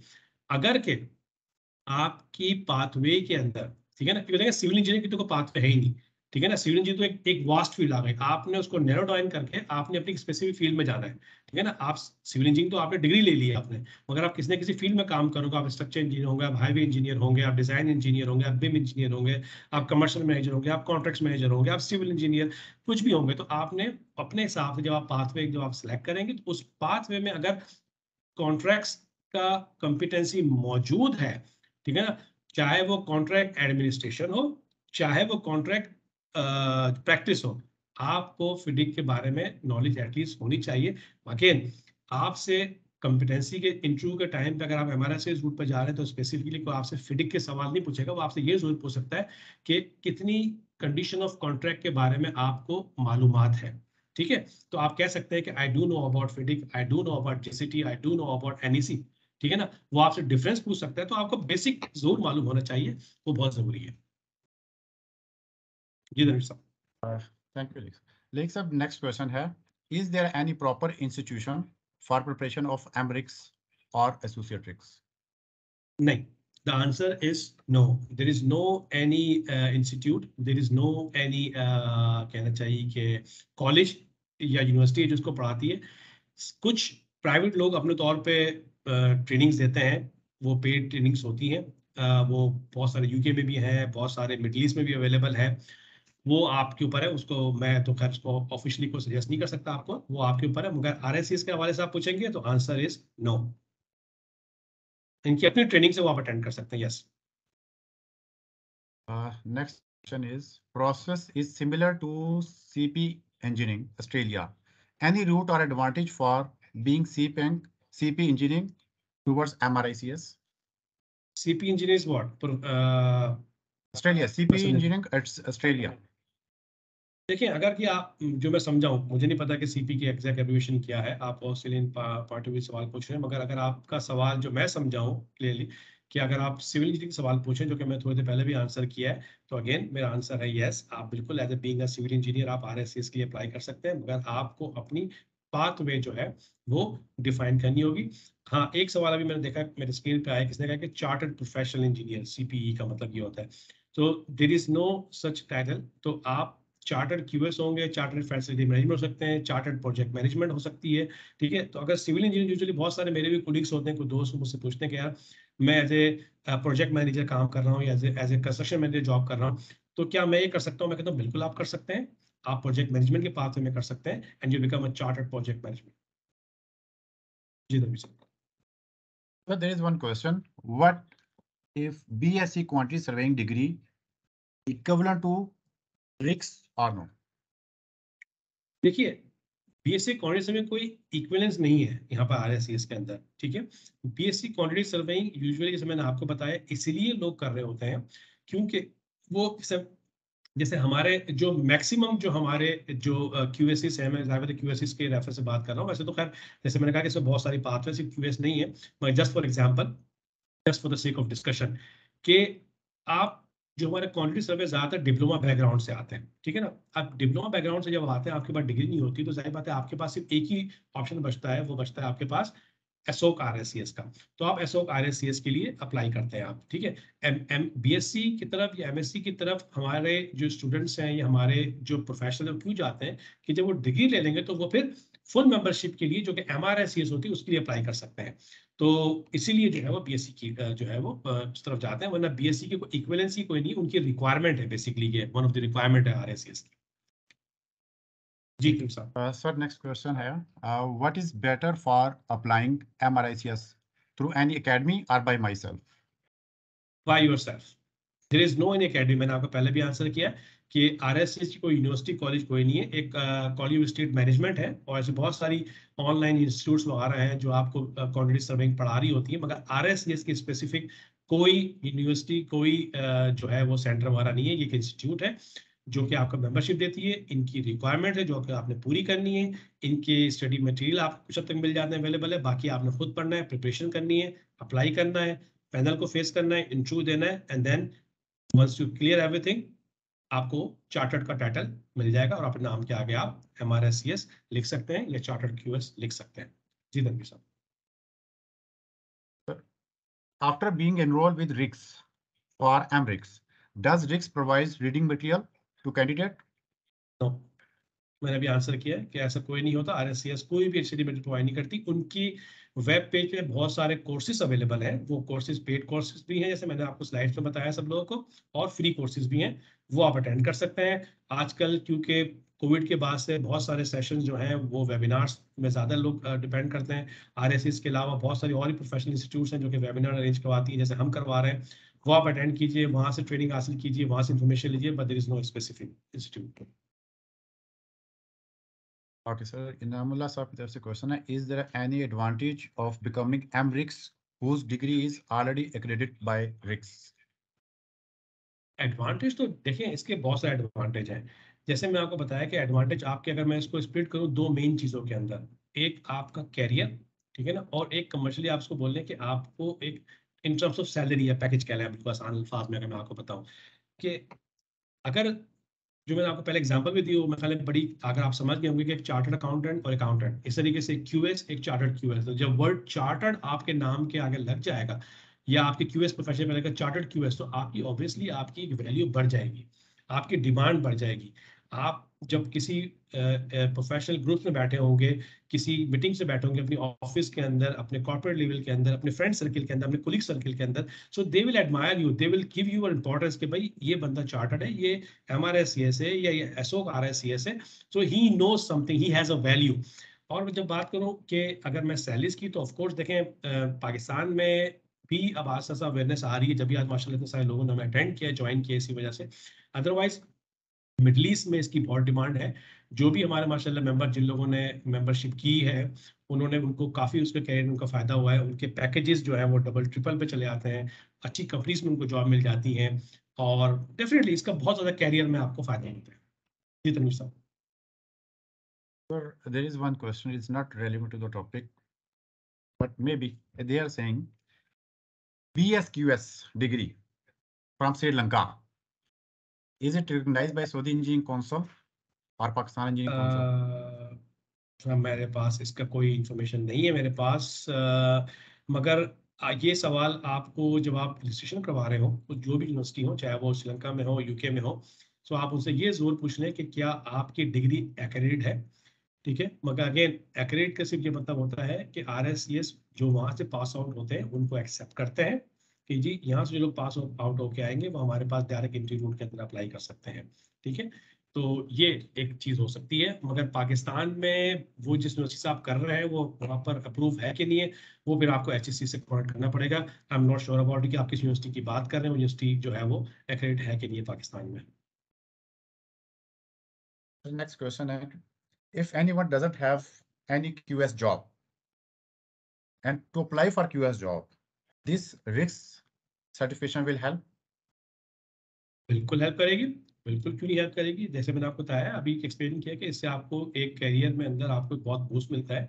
अगर कि आप स्टूडेंट है, लेट्स सपोज कि अभी आप डिप्लोमा करके या फिर आप ग्रेजुएशन करके अभी आप जस्ट यूनिवर्सिटी से या कॉलेज से पास आउट हुए हैं, और आप जो है वो RSCS की अप्लाई करते हैं डिफरेंट रूट के थ्रू, एबेदस के डिफरेंट डिफरेंट रूट्स हैं, विदाउट एक्सपीरियंस भी अप्लाई कर सकते हैं आप, फिर स्ट्रक्चर ट्रेडिंग के थ्रू आप जाना पड़ता है आपको, और आप जो है वो एसओ RS के लिए भी अप्लाई कर सकते हैं। जब आप अप्लाई कर लेते हैं, जब आपके पास आपकी प्रोफाइल में आपके नाम के आगे एसओ RSCS या MRSCS का वर्ड आ जाता है, तो ऑफ कोर्स आपकी CV की वेटेज जो है वो हाई हो जाती है। यानी कि मैं आपको बताऊंगा कि अगर मैं हूं, मेरे पास 2 CVs आई, एक पोजीशन आई क्वांटिटी सर्वे की मेरे पास, और मेरे पास 2 CVs मेरे हाथ में रखी हुई है, दोनों बंदों के पास डिग्री है, दोनों बंदों के पास 10 साल का एक्सपीरियंस है, दोनों बंदों के पास अगर बिल्डिंग की पोजीशन है तो उनके पास बिल्डिंग एक्सपीरियंस है, या इंफ्रा का प्रोजेक्ट है तो इंफ्रा का एक्सपीरियंस है, ठीक है। अब दोनों में डिफरेंस क्या चीज है? डिफरेंस जो है, एक के पास MRSCS या एसओक है और एक ब्लैंक है विदाउट, तो ऑफ कोर्स किसका CV उठाऊंगा, या आप किसका CV उठाएंगे? आप उसी का CV पिक करेंगे जिसने एसओक RSCS या MRSCS किया हुआ होगा। तो that's what the difference. Sir, next question, I think we already answered in the presentation. The question is, if someone got associate RICS status, what will be the next process to get MRICS? अच्छा, Journey जब from आप associate RICS to MRICS. जी बिल्कुल, आप बिल्कुल associate RSS करने के बाद MRICS कर सकते हैं। आपने उसके बाद certain hours of education complete करनी है, या तो उसके बाद आप कोई कोर्सेज कर लें, 450 आवर्स के बहुत सारे ऑनलाइन कोर्सेज अवेलेबल होते हैं, वो करने के बाद मतलब आपने सर्टन आवर्स ऑफ क्वालिफिकेशन आपने गेन करनी है आफ्टर एसओक RSCS, तो आप फिर उस MRSCS के लिए आगे फर्दर अप्लाई कर सकते हैं। I think it's 450 hours something. जी जी। Yeah, तभी साहब। related to fees, there is one question. Do we need to pay separate fees for associate RICS and MRICS? बिल्कुल, जैसे मैंने आपको पहले बताया कि हर चीज की फीस अलग है। आप जब आप स्टूडेंट बनते हैं, एनरोलमेंट करते हैं, तो एज ए स्टूडेंट आपकी फीस अलग होती है। जब आप उसके बाद जब आप मिसाल के तौर पर स्टूडेंट फी करने के बाद दो आपके पास रूट आ गए, एक बंदा एसओ के लिए जा रहा है, एक बंदा MRSS के लिए जा रहा है। तो जब आप एसओ मेंबरशिप हासिल कर लेंगे और आपके नाम के आगे टाइटल लग जाएगा, जब आपको सर्टिफिकेट मिल जाएगा एसओक का, तो फिर आपकी एनुअल फीस एसओक के हिसाब से होगी। जब आप आरएसएस पे अप्लाई करेंगे और एमआरएसएस बन जाएंगे तो एमआरएसएस की फीस अलग होगी। इस तरीके से जो एफआरएसएस होते हैं उनकी फीस एनुअल अलग होती है, सबकी अलग अलग एनुअल फीस है। Sir, there is very important question from Inamullah. He is saying, sir, I would like to request you that please conduct a webinar on the same topic at Sir Syed University of Engineering and Technology, because few students know about risks. There is no one to guide us. So they want, I think they want webinar at their university level. बिल्कुल, क्या नाम बताया आपने इनका, समीर साहब? Inamullah. सवाल इनाम साहब, इनामुल्लाह साहब, बहुत बहुत शुक्रिया आपके सवाल का। और बिल्कुल ये तो हमारी समझे कि one of the most important priority है कि नॉट ओनली कि जिन लोगों ने सिवा का वेबिनार अटेंड किया है हम उनको अवेयरनेस दे सकें। हम चाहते हैं कि पाकिस्तान में ज़्यादा से ज़्यादा ग्रास रूट लेवल तक जो है लेवल पे ये इन्फॉर्मेशन जाए कि इसकी इंपॉर्टेंस इस फील्ड की कितनी है। अगर आप के पास ये एक्सेस है, आप ये कोई सेमिनार या अरेंज करवा सकते हैं, चाहे वो सरसरी यूनिवर्सिटी हो, चाहे वो कोई इंस्टीट्यूट हो जो डिप्लोमा जो है डिग्रीज देते हैं, तो हम बिल्कुल उसको जो है अप्रिशिएट करेंगे। अगर हमारे लिए पॉसिबल हुआ तो हम फिजिकली इन पर्सन आके, मैं हूँ या हमारे जो भी टीम मेंबर्स हैं वो आके वहाँ पर डिलीवर कर देंगे तमाम जो सेशन हम आपके साथ कर रहे हैं वो सेशन भी। प्लस अगर वो चाहते हैं कि वेबिनार के थ्रू हम उनको दे सकेंगे तो हम ट्रेनिंग तमाम इन्फॉर्मेशन, तो we are do ready. Please coordinate with the university and let our admins or regional representative. So definitely we will be happy to assist all those universities and colleges. Next question, sir. Salman sir की तरफ से है. No, and they're saying my qualification is DAE civil, working as a QS, 9 years experience. Can I get chartered membership? DA experience इनके पास DA बताया उन्होंने आपको qualification तभी साहब DE बताया ना, if I correctly ji DAE. जी। आप चार्टर्ड कर सकते हैं फॉर एसओक, नॉट फॉर एमआरआईसीएस, क्योंकि आपके पास डिप्लोमा है। आप एसओक आरएसएस करने के बाद, जैसे मैंने पहले आंसर किया, उसके बाद फिर आप 450 आवर्स जो भी मैं शायद 450 आवर्स ही हैं, अगर आप वो फर्दर आप सीपीडीज या क्वालिफिकेशन लेके फिर आप एमआरआईसी के जा सकते हैं। मगर स्ट्रेट फॉरवर्ड आपका जो विश्व का आंसर है कि आप based on qualification you are eligible to proceed for to become एसओक आरएससीएस, नॉट एमआरआईसीएस। जी तमीर साहब, नेक्स्ट। जी सर, ये मकबूल साहब हैं. He is saying right now I'm DAE civil and want to be BA technology from Sri Lankan University. My question is, after BTech, can I apply for MRICS? बिल्कुल बिल्कुल, as long as आपके पास degree होगी plus 5 year of experience, you can straight forward apply for RSCS. Even experience नहीं भी होगा then still you can enrol for the RSCS after completion of your graduation. अच्छा sir, ये next question है. For MRICS case study and assessment submission, we used RICS template or prepared ourselves accordingly. रिक्स template preferable जो है वो रिक्स template है, उनकी अपने टेम्पलेट्स हैं उनकी एआरसी की वेबसाइट, उनकी साइट के ऊपर, और उसमें उनको दिया होता है कहाँ पर आपने माई रोल आएगा, कहाँ पर जो है वो प्रोजेक्ट डिस्क्रिप्शन आएगा, कहाँ पर आपने जो है वो तमाम main content of case study आएगी, तो वो आप उसको फॉलो करें ज़्यादा बेहतर है, जो कि आरएससीएस का अपना स्टैंडर्ड फॉर्मेट है। अगर आपके पास अवेलेबल नहीं है, फर्स्ट ऑफ ऑल अवेलेबल होता है, नहीं है तो आप आरएससी को रिक्वेस्ट कर सकते हैं, वो आपको आपसे शेयर कर लेंगे। एक क्वेश्चन है, वो ये कह रहे हैं कि after degree 5 years experience is required for MRICS. So what about the experience before the degree?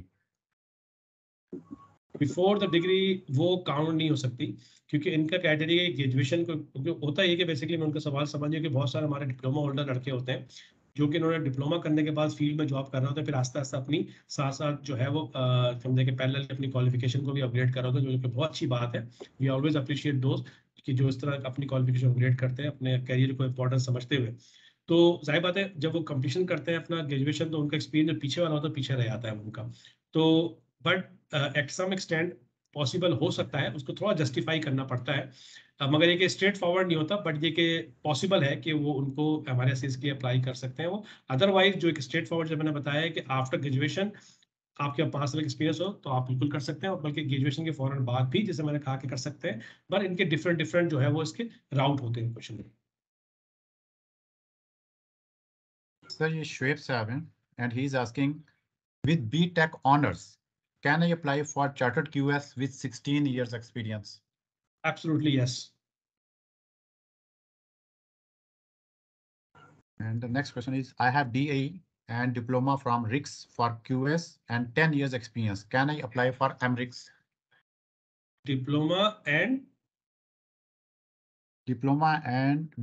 from RICS for QS. Okay. And 10 years experience. अगर कि ये डिप्लोमा RSCS से accredited है तो yes he can apply for MRCS route. अगर कि diploma accredited नहीं है so फिर उनको SOP के थ्रू जाके फिर बाद में MRCS कर सकते हैं.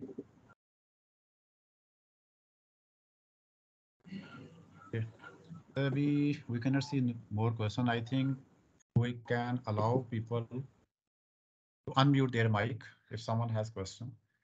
In return, I think we have finished the question. All right. Yes, there is one question, sir, from Umar Farooq. Excuse me. And he's saying, after graduation, I have 3 years experience in my total experience of 11 years. Can I apply for MRICS? Yes, you can. As I said, the different routes, but yes, you can.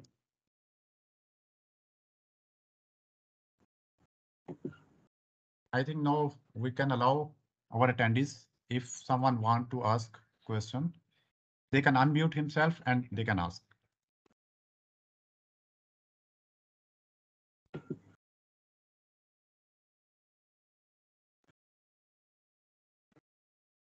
Anyone want to ask question? इनके mic अपने on कर सकते हैं ये खुद ही ये लोग? जी जी, मैं अटेंडेंस है हमारे ऑन कर रहा हूँ. जी जी बिल्कुल, मैं ऑन कर रहा हूँ. I think you have to allow them to open their mic.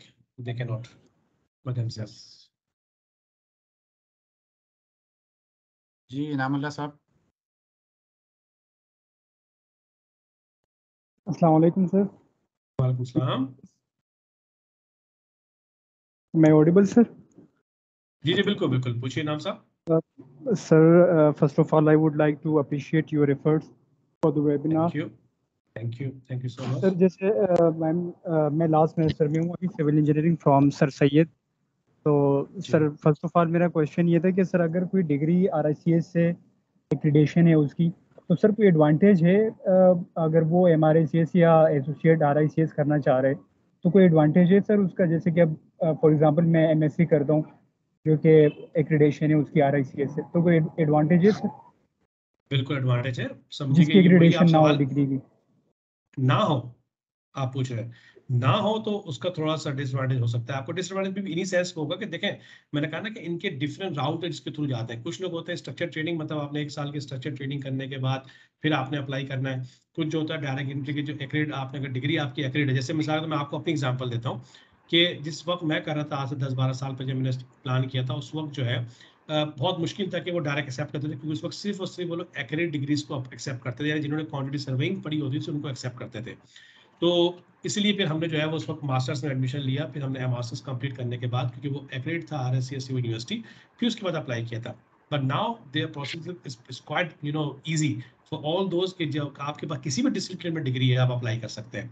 तो अगर आपकी डिग्री एक्रेड है नाम साहब, तो यस आप डायरेक्ट एंट्री रूट के थ्रू अप्लाई कर सकते हैं. और अगर आपकी डिग्री एक्रेड नहीं है, स्टिल यू कैन अप्लाई, पर आपका राउट डिफरेंट होगा.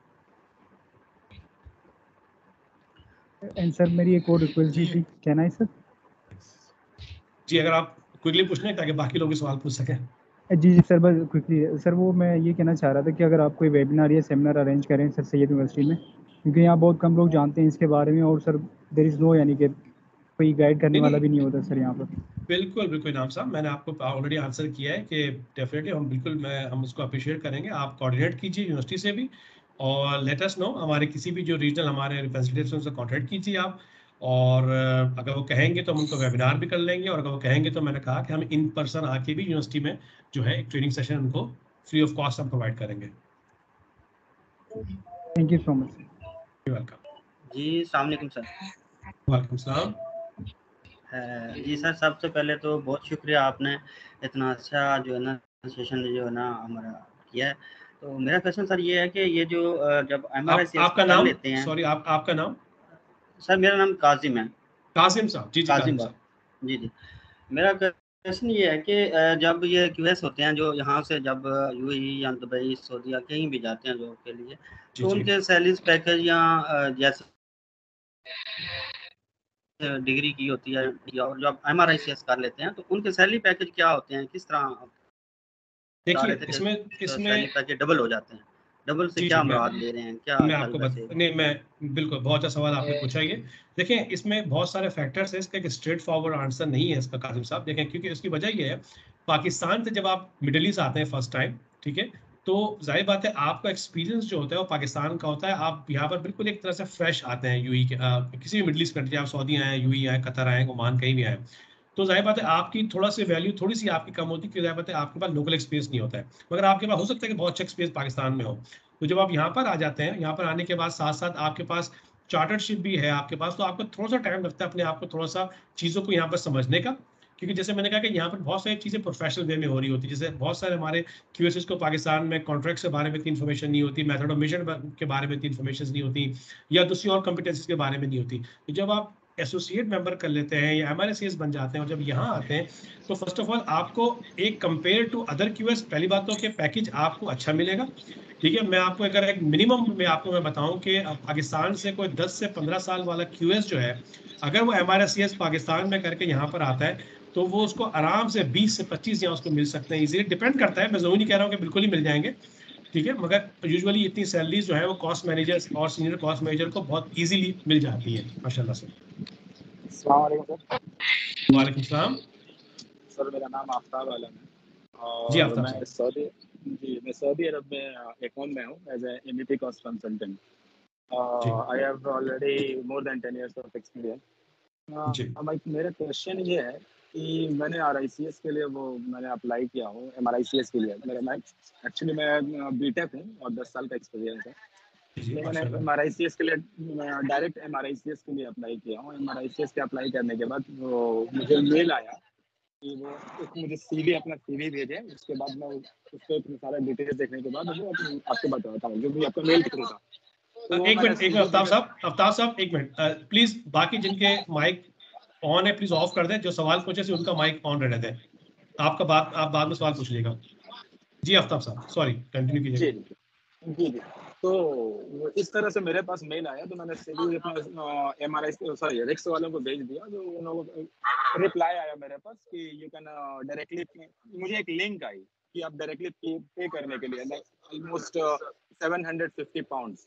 सो ठीक मेरा है, क्वेश्चन ये है कि विदाउट असेसमेंट एनीथिंग क्या मैं डायरेक्ट पे कर सकता हूँ? बिल्कुल पे कर सकते हैं। ये आपकी इनरोलमेंट फीस है। देखिए ना, जी आप जी आप जी। किसी भी यूनिवर्सिटी में किसी भी जगह एडमिशन लेते हैं तो बगैर एडमिशन फीस के आप पढ़ाई स्टार्ट कर सकते हैं अपनी, वो आपको आप नहीं दाखिल नहीं होने देगा नहीं, नहीं हो नहीं नहीं तो वो नहीं, मैं तो समझ पहले रहा आपको हूँ। पे करना पड़ेगा। नहीं, पहले हमें पे करना, उसके बाद वो असेसमेंट जी स्टार्ट होता है। जी हाँ अच्छा बिल्कुल। अच्छा, ये क्वेश्चन था। तो एक और क्वेश्चन है सर कि वो पेमेंट करने के बाद क्या वो लोग कुछ डॉक्यूमेंट्स प्रोवाइड करते हैं या फिर कुछ मटेरियल्स वगैरह पर प्रोवाइड करते हैं वहाँ पे पढ़ने के लिए?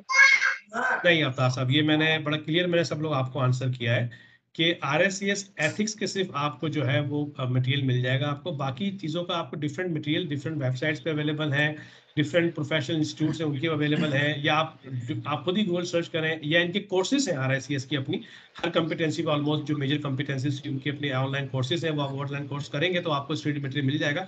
अदरवाइज उनकी कॉम्पिटेंसी रिलेटेड कोई स्पेसिफिक बुक नहीं है। तो आपने अपने तौर पे खुद ही स्ट्रगल करनी है, खुद पढ़ना है, समझना है, उस कॉम्पिटेंसी को एक नॉलेज गेन करनी है, और फिर आपने फाइनेंसिस में के लिए जाना है आपने। तो ओके, एनीवे शुक्रिया आप सर। अस्सलाम वालेकुम चाहे सर। तो कांटेक्ट कर लीजिएगा मुझसे किसी भी टाइम पे, मैं तो आपको फर्दर इस बारे में मजीद गाइड कर दूंगा आप साहब। सर क्या मैं आपको एज ए जी नेक्स्ट क्वेश्चन। अस्सलाम वालेकुम सर। अस्सलाम वालेकुम। वालेकुम सलाम। जी कौन साहब? अच्छा अस्सलाम अच्छा सर, सर मैं उस्मान बात कर रहा हूँ। जी जी उस्मान साहब।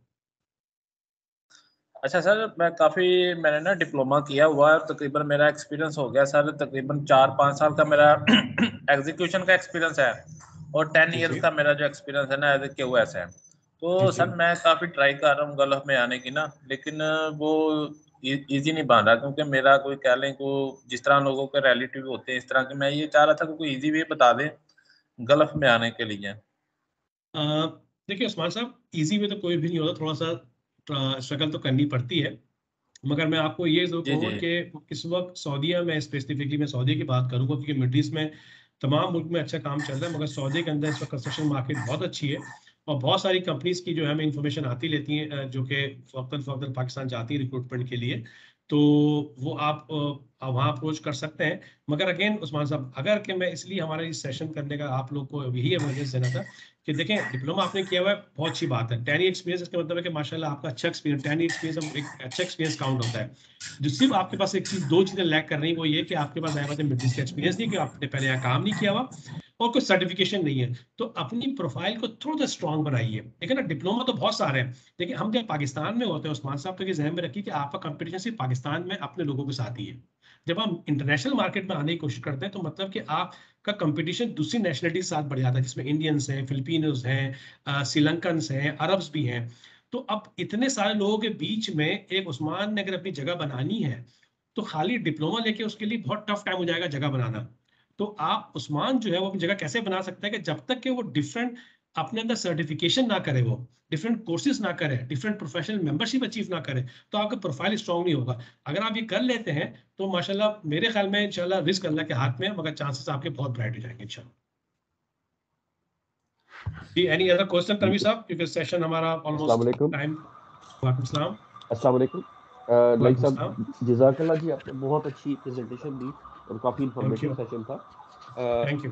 मैंने ये पता करना था, मेरे दो क्वेश्चंस हैं। पहला जो आपने एक्सप्लेन किया कि केस स्टडी हमने प्रेजेंट करनी है, तो उससे मुझे एक जजमेंट ये मैंने की है कि सिर्फ और सिर्फ एट MRCS के लिए इंटरव्यू के लिए सिर्फ आप एक ही केस स्टडी सबमिट कर सकते हैं, इससे ज़्यादा सबमिट नहीं कर सकते।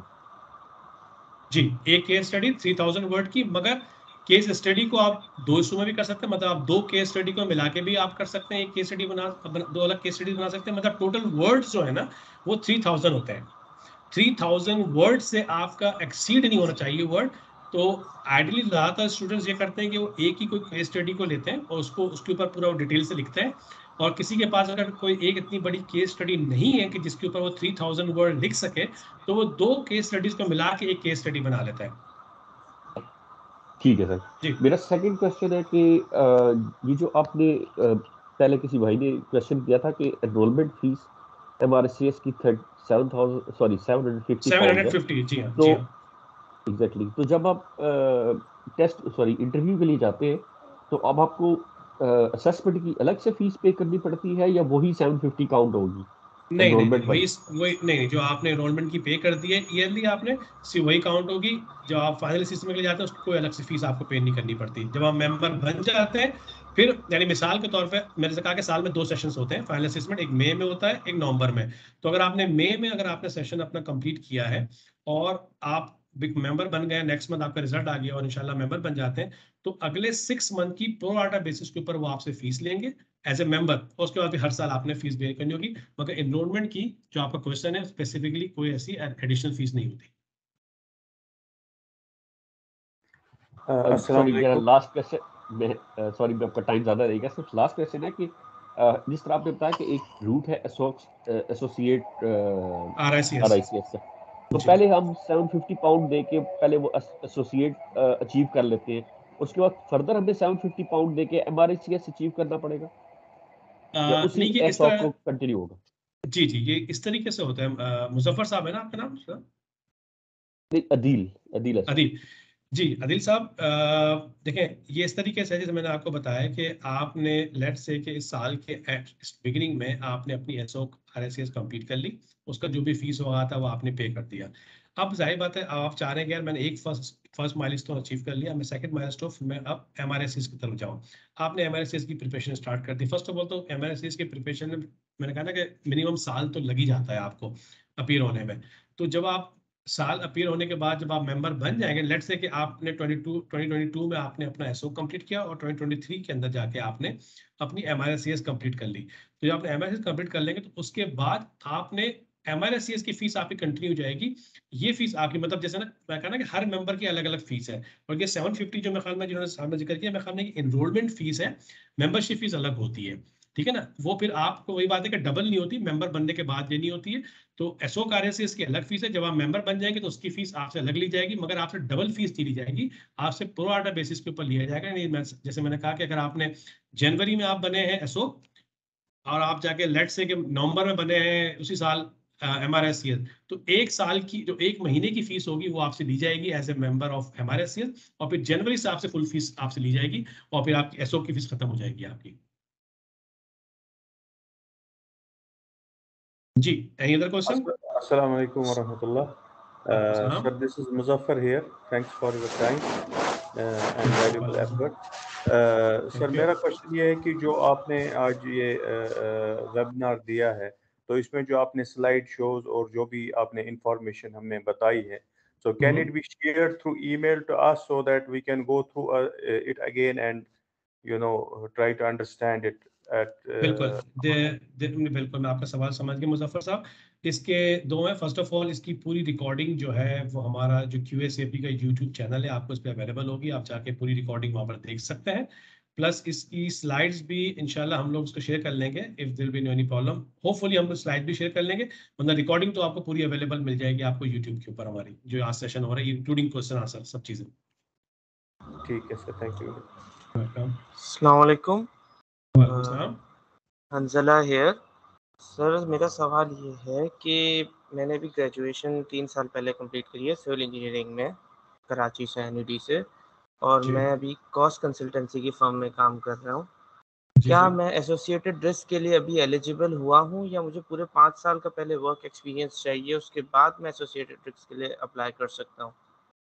आप एसओ RSCS के लिए अभी राइट अवे भी अप्लाई कर सकते हैं हंजुल्ला साहब, ठीक है। और अगर आपने ग्रेजुएशन के बाद 3 साल का एक्सपीरियंस है तो मैं तो आपको एडवाइस करूंगा कि आप MRSCS के लिए ही अप्लाई करें। जैसे मैंने आपको पहले सबको एक्सप्लेन किया कि इसके डिफरेंट राउट्स होते हैं। आइडियली होता है कि ग्रेजुएशन के बाद 5 साल, मगर अगर आपका 3 साल भी है तो आपको डिफरेंट राउट मिल सकता है, आप उसके थ्रू भी जा सकते हैं। अदरवाइज जो आपका सवाल है एसओ का, वो आप राइट अवे कर सकते हैं apply. Thank you sir. Assalamu alaikum sir. Ali sir, thank you so much for arranging this informative webinar. मेरा क्वेश्चन इससे था कि ये MRICs की जर्नी के लिए आपको रिकमेंड कर सकते हैं बुक, ऑल्दो आपने क्लियरिटी दी कि कोई भी जो है कम्प्लीटली बुक उस पर नहीं मिल सकती, लेकिन हमें हेल्प कर सके इस जर्नी में, तो कोई ऐसी बुक आप रिकमेंड कर सकते हैं प्लीज? Thank you.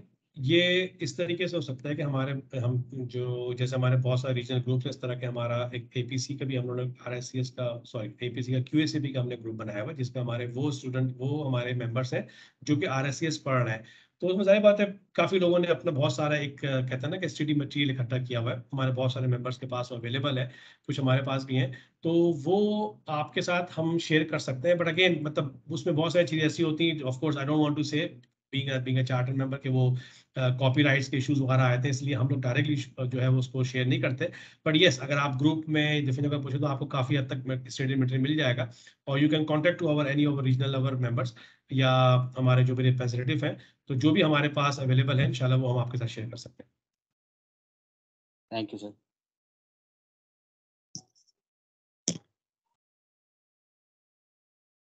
ये तभी साहब, मेरा ख्याल है कि अभी टाइम तो जी हमारा हो रहा है, बिल्कुल मगरिब का टाइम भी हो गया यहाँ पर। यस, इट्स टाइम टू से गुड बाय टू ऑल। चलें, मैं ख्याल लास्ट जी सर, क्या मैं आपका मेंबरशिप रिकमेंड कर सकता हूँ एज अ काउंसलर? जी बिल्कुल बिल्कुल, कोई मसला नहीं है, मैं हाजिर हूँ, आप बिल्कुल मुझसे कांटेक्ट कर लीजिएगा व्हाट्सएप पे, मैं आपको अपनी डिटेल्स दे दूंगा। जी sir, okay, thank you sir. ठीक है, चलिए sir, thank you so much, आप सब लोगों का बहुत बहुत शुक्रिया वंस अगेन कि आप लोगों ने टाइम निकाला और ये सस्टेंड किया। आई होप कि मतलब कि हमने कोशिश की है कि आप लोग को मैक्सिमम इन्फॉर्मेशन दे सकें और आप लोगों को गाइड कर सकें कि इसकी इंपॉर्टेंस क्या है। मैं अगेन सबसे रिक्वेस्ट करूंगा, नॉट ओनली के दोस्त जो मिडिल ईस्ट में काम कर रहे हैं, स्पेशली उन QSs से जो कि पाकिस्तान में है, कि आप अगर प्लान कर रहे हैं कि आप मिडिल ईस्ट आए जॉब के लिए, तो प्लीज अपनी प्रोफाइल को स्ट्रॉन्ग करें। And how you can improve your profile, वो आप एकेडमिक कर सकते हैं, कोर्सेज कीजिए, सर्टिफिकेशंस कीजिए, अपने आप को इस लेवल पे लेके आइए कि जब अप्लाई करें तो आपके पास रिजेक्शन के चांसेस ही ना हो। और बाकी कहते हैं रिस्क और नसीब अल्लाह के हाथ में, जहाँ पर रिस्क लिखा होगा, मगर एटलीस्ट अपनी कोशिश, अपनी एफर्ट जरूर कीजिए।